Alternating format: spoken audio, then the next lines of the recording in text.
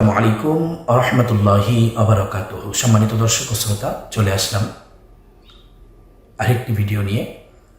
গত ভিডিওতে যে আলোচনা করেছিলাম সেটি ছিল ঈদুল আজহা ও কোরবানি সম্পর্কিত আলোচনা, এর সংজ্ঞা। আজ বলেছিলাম আলোচনার বিষয়বস্তু হবে হাবিল ও কাবিলের সময়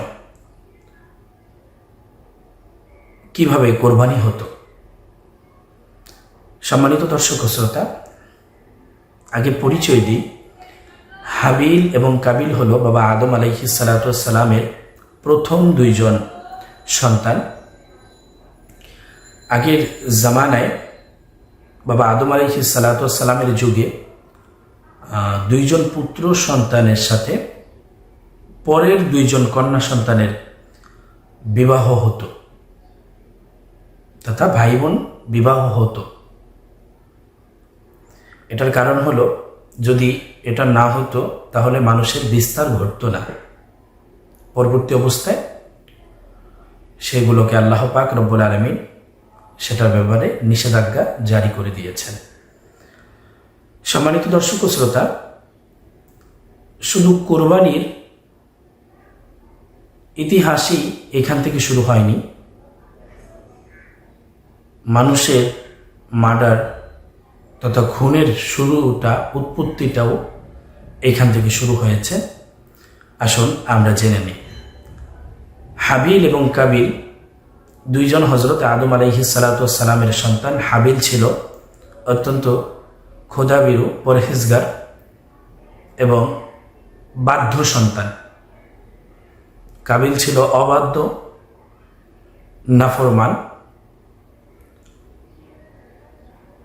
তো পরের দুই জোড়া কন্যা যখন হলো, এক জোড়া কন্যা হলো, কন্যা সন্তান হওয়ার পর আল্লাহ পাকের নির্দেশ যে দুইজন কন্যার সাথে এই দুইজনের বিবাহ দাও। তো একজন ছিল অনেক সুন্দরী, আরেকজন ছিল শ্যামলা বর্ণের। তো আল্লাহ পাকের নির্দেশনা হলো যে হাবিল সুন্দরীকে বিবাহ করবে, কাবিল যিনি শ্যামলা তাকে বিবাহ করবে। হাবিল এবং কাবিল দুইজনের বিবাহের ফয়সালা যখন রব্বে কারীম ওপর থেকে দিয়ে দিলেন, কাবিল ডাক দিয়ে বলতেছে, বাবা রে, আমি বিবাহ মানি না, আমি সুন্দরজনকে বিবাহ করব। হাবিলের কোনো কথা নাই, কিন্তু আদম আলাইহিস সালাতু ওয়াস সালাম নিশ্চয়, কারণ এর ফয়সালা আমার আল্লাহ রব্বুল আলামিন দিয়ে দিয়েছেন। কিন্তু নাফরমান কাবিল কোনোভাবেই সেটাকে মানতে নারাজ।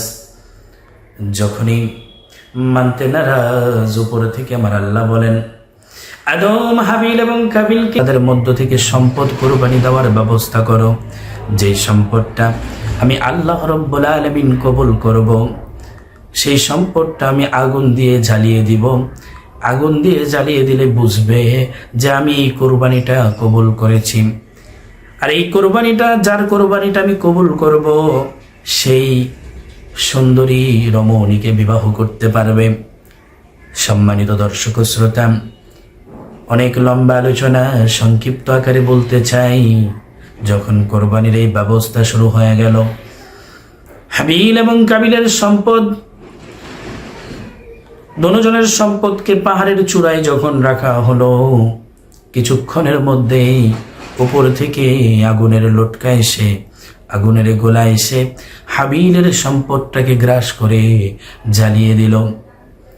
আদম আলাইহিস সালাতু ওয়াস সালাম বললেন, দেখো, হাবিলের সম্পদকে আল্লাহ পাক রব্বুল আলামিন জ্বালিয়ে দিয়েছেন, মানে হাবিলের কোরবানিকে আল্লাহ কবুল করেছেন। তাহলে এই সুন্দরী রমণীকে হাবিলই পাবে। কিন্তু নাফরমান কাবিল মানতে নারাজ। তর্ক বিতর্কের এক পর্যায়ে হাবিলকে নিয়ে দূরে কোথাও গেলে, দূরে যেয়ে সে কি করলেন, হাবিলকে হত্যা করে মাটি চাপা দিয়ে দিলেন। সম্মানিত দর্শক ও শ্রোতা, হাবিলকে হত্যা করে সে মাটি চাপা দিয়ে দিলেন। সেইখান থেকেই হত্যার শুরু।